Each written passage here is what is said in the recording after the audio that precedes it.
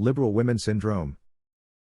Liberal women is a syndrome, a set of symptoms grouped together, that are associated with a type of behavior seen in women that characterizes the liberal experience, at least for women, and cannot be duplicated by men. Women have a duty to rear children. This is inescapable because their bodies are designed for this, and if not done, the consequence is a lot of capability that is unused and degenerates. No matter what they do, each month their body prepares to get pregnant. Each year is a year closer to when their peak is passed. As they get older, their body designs itself around the ability to get pregnant and bear children. This ability is then lost through the passage of time. Their behavior is designed to make them able to attract and hold a mate. This includes the capacity to bear and care for children. At minimum, that requires them to be more concerned about the care of a child than their views on TikTok. This analysis can be disputed, but it will take far more energy and time to debate than accept. The most obvious aspect of a woman is that she is a creature perfectly designed for childbearing, and if we wish to look for confirmation, we will find overwhelming evidence that the female of the species has eggs that are fertilized by a male, which makes her the bearer of our species' offspring. Obviously, one can always find exceptions, but no one can make generalized statements that disagree with the above premise and have them make sense. A more moderate response might be that while women are designed to have babies, this is not central to their nature or necessary for their well-being. The argument is akin to saying a car is designed to carry people but might be used instead as an investment or museum piece. But why design it to carry people? But even when a woman finds success elsewhere, whatever the woman does, it will never obliterate her role as a bearer of children. A car used for other purposes than to carry people will never hide the fact that cars are designed to carry people. Women can be lawyers and teachers, but so can men.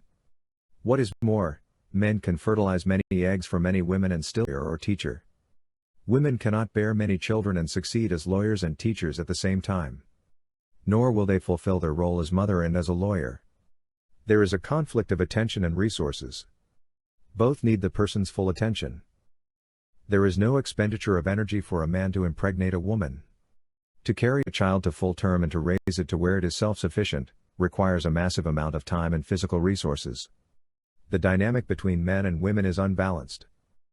It can only be evened up somewhat by the women negating her primary role. To claim the state can take over much of this work of raising children, or alleviate much of the burden, is to both miss the point that raising children is a resource-intensive project, and that saying the government can step is to marginalize the female role. Having the state assume the burden is simply to make the situation worse, for mother, child and society. The state was never designed to be a surrogate mother and must invariably pass the job over to individuals, who are not going to equal the abilities of a mother and are far more likely to fall short of what is needed. If the child's mother abandons the child, how can we expect strangers, who must be paid to adopt the caregiver role, to be better providers? The word for the empowerment of women is referred to as feminism, but it is more about matriarchy. The feminine role is antithetical to matriarchy. This can be linked to the origins and expansion of evil. Sin and evil are not the same thing, and the terms are not interchangeable. Sin is self-harm and evil is social damage. To be a lesbian is sin in its impact on the self, but when embraced as a lifestyle by society, it becomes an evil. We do not exist for our own pleasure, nor are our bodies our own. They have a sexual aspect because they are created for a purpose. Our sex does not exist for our pleasure but to do for the future what the past did for us. Generally speaking, the role of the woman is to bear and raise children and to care for the home and to release the man for his duties. This is not a personal duty but the fulfillment of a social obligation. The man is active and the female by design is dependent, but not parasitic. Her role justifies the support of the male. But when the female encroaches on the male role, serious disruptions occur. The social compact is disrupted. This is what is alluded to in the story of Eden. Eve takes over the role of the man. Now her role and the man's role is made even more onerous. Even in taking the fruit and feeding the male, usurps the male role. This upending of roles defines liberalism. Adam, in his passivity and readiness to blame the women, exhibits liberal tendencies. But it is not up to the man to dominate the woman but for the woman to subject herself to the man. This is especially seen in sex where the female submits to the man. However, there is an unequal dynamic that plays out. The woman cannot be the equal of the man without destroying society.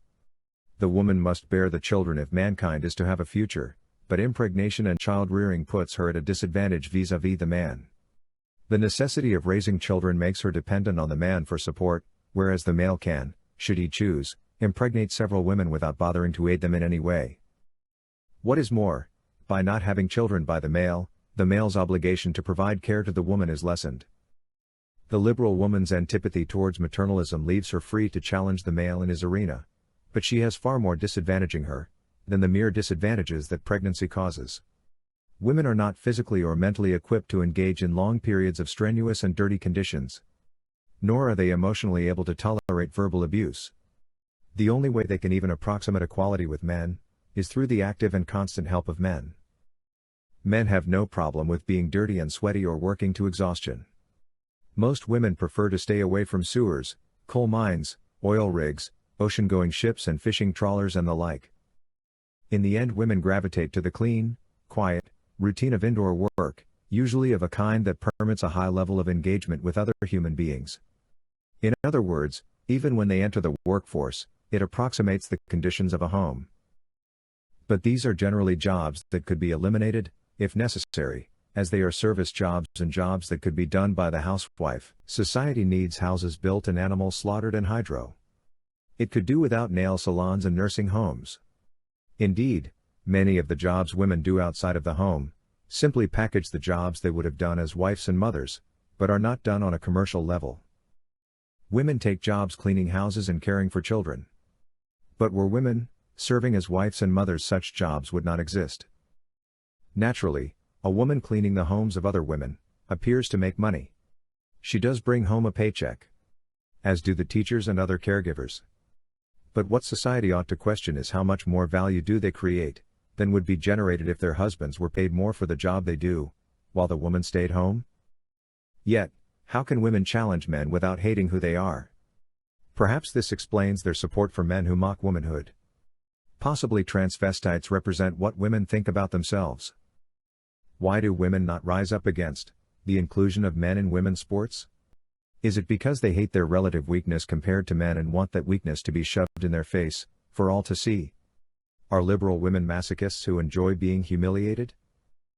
Why are liberal women behind the trend to populate the West with misogynist males from other cultures?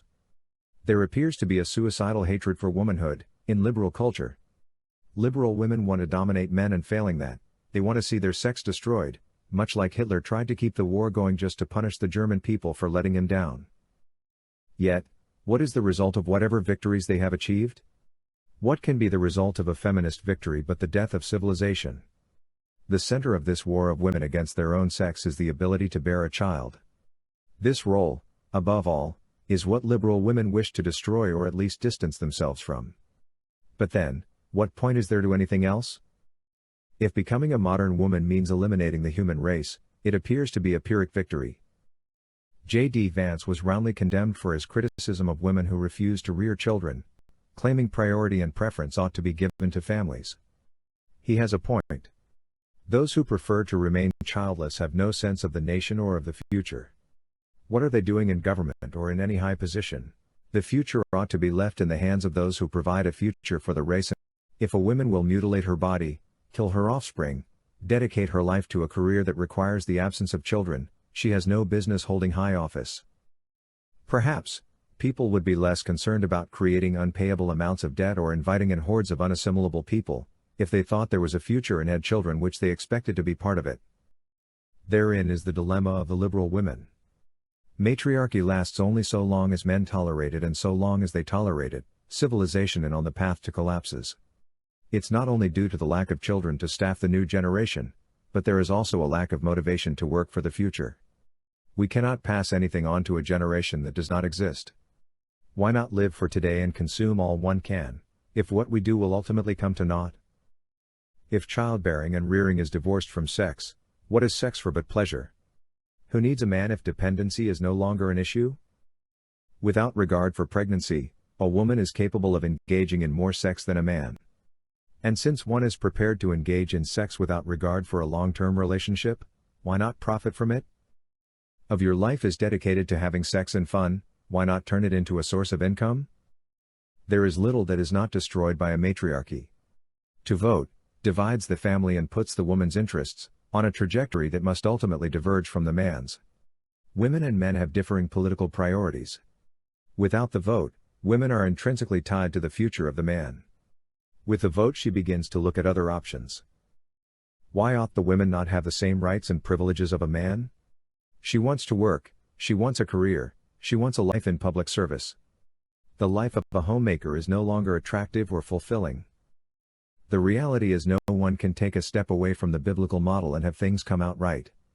Regardless of the reason, any failure to prioritize the biblical model will result in the offender starting off on a slippery slope to the ending of civilization. Obviously, it seems nature for women to be the equal of men. It is the implementation that tells a different story. There is no equality between two dissimilar roles. There is only the inescapable fact of difference. This difference can only be eliminated at our peril.